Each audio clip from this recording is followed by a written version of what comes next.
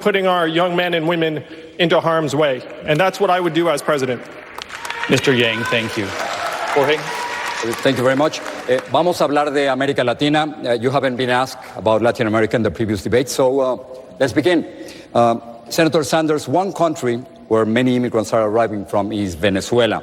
A recent UN fact-finding mission found that thousands have been disappeared, tortured, and killed by government forces in Venezuela. You admit that Venezuela does not have free elections, but still you refuse to call Nicolás Maduro un dictador, a dictator.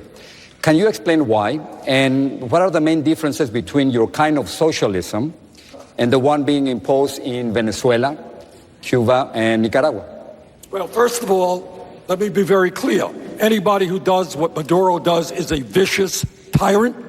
What we need now is international and regional cooperation for free elections in Venezuela so that the people of that country can create their own future. In terms of democratic socialism, to equate what goes on in Venezuela with what I believe is extremely unfair. I'll tell you what I believe in terms of democratic socialism. I agree with what goes on in Canada and in Scandinavia, guaranteeing health care to all people as a human right. I believe that the United States should not be the only major country on earth not to provide paid family and medical leave. I believe that every worker in this country deserves a living wage and that we expand the trade union movement.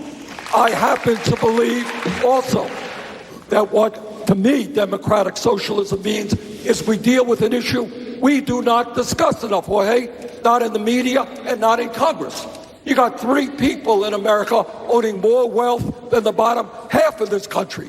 You got a handful of billionaires controlling what goes on in Wall Street, the insurance companies, and in the media. Maybe, just maybe, what we should be doing is creating an economy that works for all of us, not 1%. That's my understanding of democratic socialism. Secretary Garcia, you wanted to say a quick response, 45 seconds. Sure, thank you, Jorge. I'll call my